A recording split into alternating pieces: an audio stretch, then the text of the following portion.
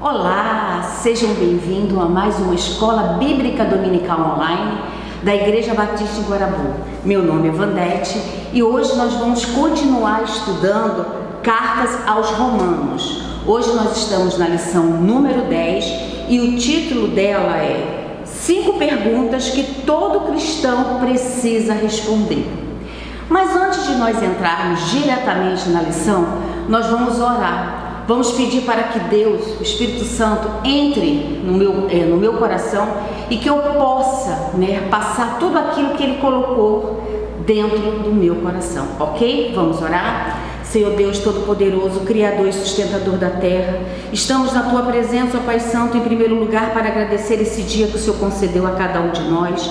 Te agradecemos pela possibilidade que temos, ó Pai Santo, de ler a Tua Palavra, de estudar a Tua Palavra livremente, ó Pai Santo.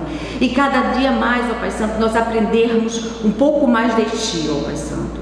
Te agradecemos, ó Pai Santo, pelo incentivo que os nossos diretores da Escola Bíblica Dominical, a irmã Judite, o nosso seminarista Cliff, ó Pai Santo, está fazendo para que a nossa escola dominical, ó Pai Santo, continue sendo, ó Pai, aquela escola escolhida por Ti, ó Pai Santo. Te peço também, ó Pai Santo, que Tu abençoe a todas as pessoas que estão envolvidas, ó Pai Santo. Tudo isso eu te peço e te agradeço em nome do Teu Filho amado Jesus Cristo. Amém, Senhor. Gente, antes de nós começarmos, eu queria saber de vocês se quem já leu todo o capítulo 8 de Romanos. Ao lermos o capítulo 8 de Romanos, nós percebemos o seguinte, que ele é uma fonte de consolo, é uma fonte que acalma a nossa alma, É a certeza que o nosso Deus está conosco a todo momento, que ninguém tem que ir contra nós, que Ele nos amou tanto que Ele enviou o Seu Filho. Ele justificou, nós somos justificados, pelo sangue do nosso Senhor Jesus Cristo.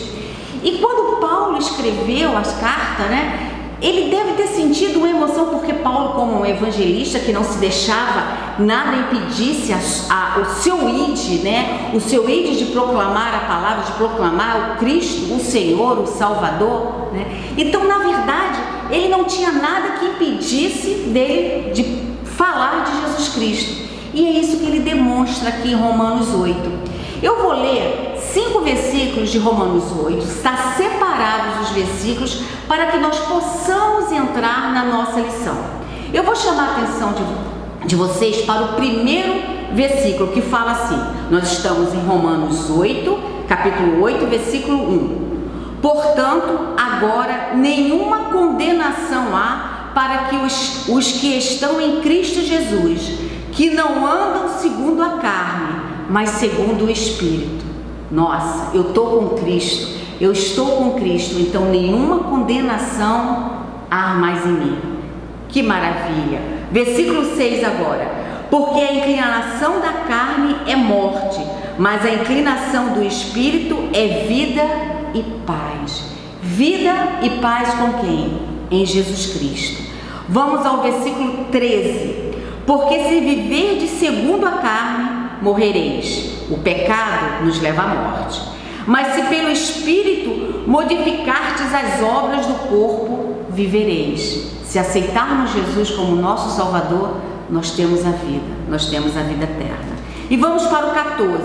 Porque todos os que são guiados pelo Espírito de Deus, esses são filhos de Deus.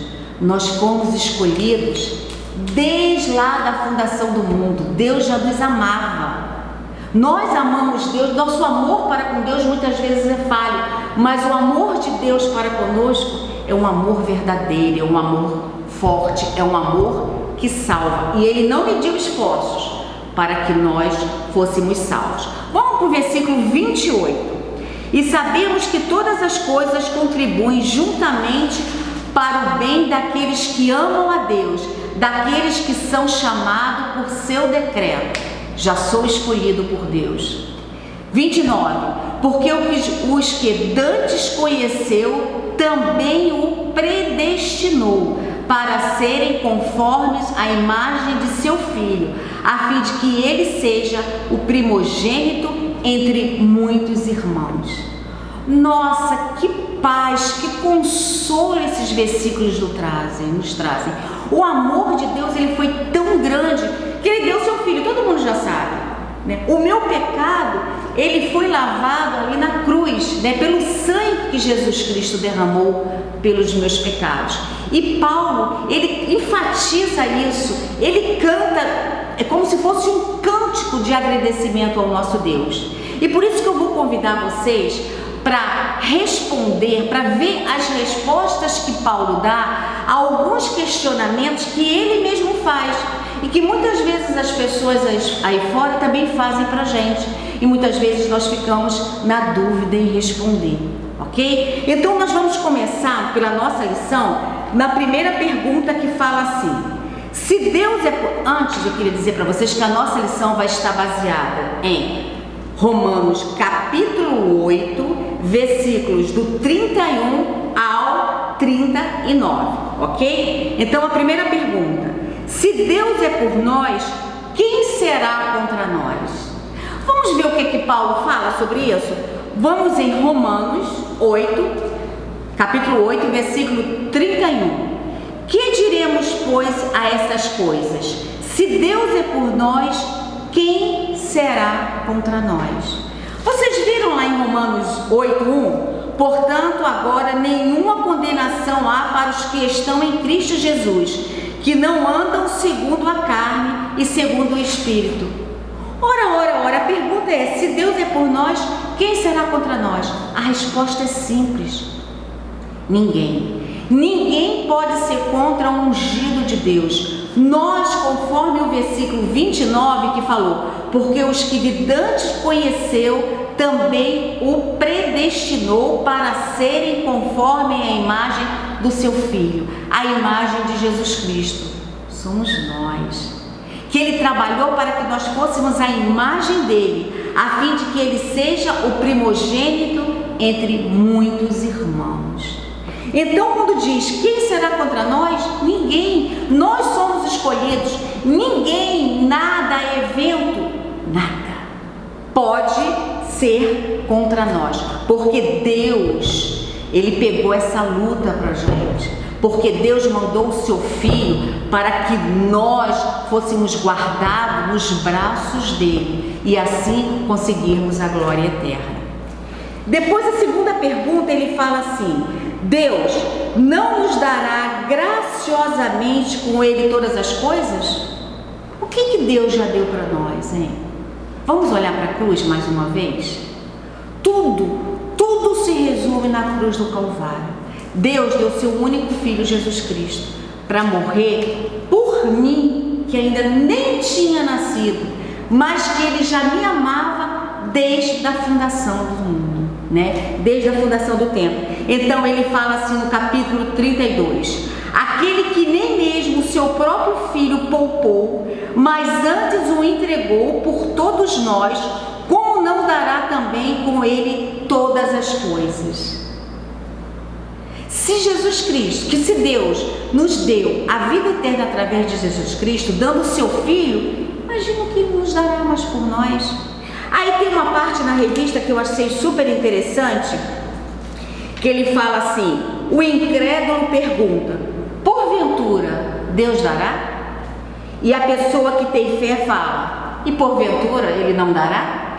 Vocês entenderam a entonação dessa pergunta, né? A dúvida paira para a pessoa que é incrédula: porventura Ele dará alguma coisa para a gente, além disso? Né? E a fé responde, pergunta: porventura não dará? O Otávio, ele falava o seguinte: quem entregou Jesus para morrer? Ele fez essa pergunta. Foi Judas por causa de dinheiro? Não foi. Foi Pilatos por causa do temor, do medo que ele estava da multidão? Não foi. Não foram os judeus por inveja? Não. Mas o Pai, por amor a quem? Por amor a mim, por amor a nós. Então, quando ele pergunta assim: Deus nos dará graciosamente com Ele todas as coisas? Sim, pela graça nós somos salvos. Nós não merecíamos merecíamos esse favor de Deus, mas Ele, por amor a nós, Ele mandou seu Filho. Então Ele vai nos dar muito mais, ok? A terceira pergunta da lição é o seguinte: quem intentará acusação contra os eleitos de Deus? Vamos pensar nessa pergunta da seguinte maneira. Vamos visualizar um filme, um tribunal. Nesse tribunal, o juiz é Deus, o advogado de defesa é Jesus Cristo, tá? A acusação, né, o promotor é quem? É o povo, é a multidão, e nós somos o quê? O réu.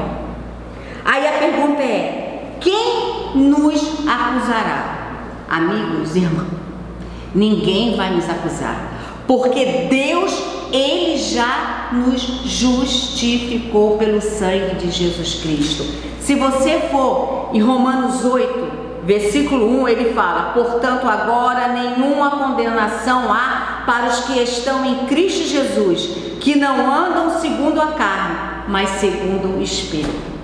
Alguém, depois que Jesus Cristo nos salva, intercede por nós, vocês acham que alguém vai ter a capacidade, né? O interesse vão ter, mas a capacidade de nos acusar de alguma coisa? Não, porque Deus, Ele não nos condena mais. Ele o quê? Ele nos absorveu de todos os nossos pecados a partir do momento que nós aceitamos Jesus como Salvador. Quarta pergunta: quem condenará os eleitos de Deus? Vamos ver no versículo 34, ele fala: quem condenará os eleitos de Deus? Tudo na Bíblia. Quem os condenará? Paulo pergunta. Paulo dá 4 razões para isso. Pois quem os condenará? Ninguém. Continua a mesma afirmação: ninguém. Pois Cristo morreu na cruz do Calvário por quem? Por mim. 2. E ressuscitou. Ele morreu a primeira morte como eu, mas Ele ressuscitou, e nós não teremos a segunda morte, porque nós estamos o quê? Com Cristo Jesus. Ressuscitou dentre os mortos, o qual está à direita de Deus. Ele também é um alto escalão, Ele está à direita do Pai, vendo, julgando também, porque Ele também está intercedendo por nós. E o versículo termina assim: e também intercede por todos nós. Mas Ele não vai interceder só no juízo final, quando Ele vai estar à direita do Pai. Jesus Cristo intercede por nós a todo momento. A partir do momento que eu buscar, eu confessar os meus pecados, então Ele estará comigo intercedendo junto ao Pai. A quinta pergunta é: quem nos separará do amor de Cristo? Vamos ao versículo 35 e 37. Quem nos separará do amor de Cristo? Resposta: ninguém, nada. E Paulo fala, ele cita alguns itens que podem: a tribulação, ou a angústia, ou a perseguição, ou a fome, ou a nudez, ou o perigo, ou a espada. Como está escrito: por amor de ti somos entregues à morte todo dia, fomos reputados como ovelha para o matador. Nós passamos por vários momentos na nossa vida, mas nós temos certeza que Deus está a todo momento nos guiando. Deus está a todo momento nos protegendo. Jesus Cristo está intercedendo por nós a cada momento. Os problemas daqui da terra, eles existem. A partir do momento que nós nascemos no pecado, no mundo de pecado. E nós precisamos ter o cuidado para não nos deixarmos contaminar. Então, quando ele fala: quem nos separará do amor de Cristo? Se nós estivermos em Cristo, nada. Porque nós sempre estaremos buscando o quê? A orientação, o perdão, né, de Deus em função da intercessão de Jesus Cristo. Depois que nós fizemos tudo isso, nós entramos no versículo 38 e 39, que nós vamos fechar a lição num clima total. Ele fala o seguinte: o insuperável amor de Deus. tá? O insuperável amor de Deus. O que nos leva a pensar que Deus mostrou o seu amor por nós? Vamos ler o 38? Nós falamos o tempo todo de Jesus Cristo, mas como é que nós vamos confirmar isso, mostrar isso para as pessoas? 38. Porque estou certo de que nem a morte, nem a vida, nem os anjos, nem os principados, nem as potestades, nem o presente, nem o porvir. Então, ele está falando o seguinte, Paulo está dizendo o seguinte, que nem a morte, por mais trágica que seja, nem a vida tão maravilhosa que me faça esquecer que Deus é o Deus Todo-Poderoso, é aquele que me dá sustentação, me dá condições de quê? De ter uma vida boa, né? Nem os anjos, nem os principados, nem as potestades, nem o presente. Nós vivemos um mundo de angústia. Nós vivemos um presente que muita gente tem muitos problemas, ansiedade, depressão. Mas nem isso nos pode afastar do amor de Deus, tá? Nem o futuro, nem o porvir, nem a incerteza do amanhã. A Deus tudo pertence. Não tereis o que? Preocupação, o que vai acontecer amanhã. Porque Deus, já no versículo 29, porque os que dantes conheceu, também o predestinou para serem conforme a imagem do seu Filho, a fim de que ele seja o primogênito, ele quem? Jesus Cristo, entre muitos irmãos que somos nós. E ele continua no 39, nem a altura, nem a profundidade, nem alguma outra criatura nos poderá separar do amor de Deus, que está em Cristo Jesus, nosso Senhor.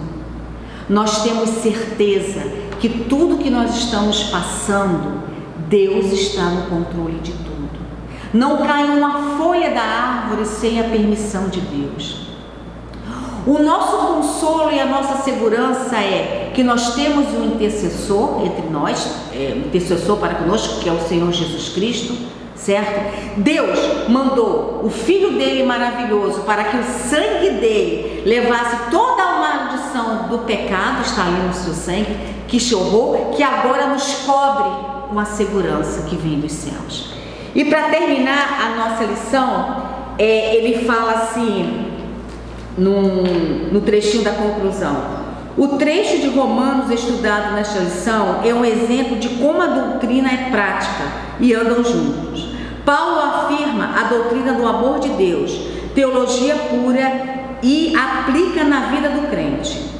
E fé em ação, o que cremos aplicado no dia a dia.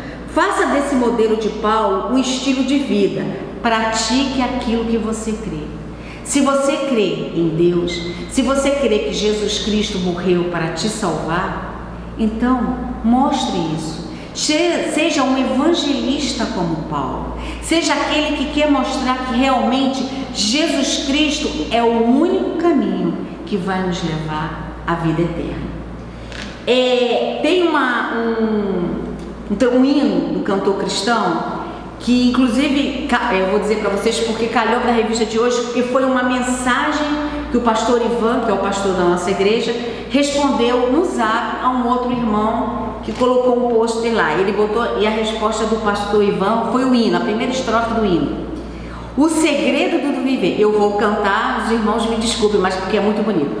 O segredo do viver, o segredo do vencer, é em Cristo confia, nunca, nunca duvidar.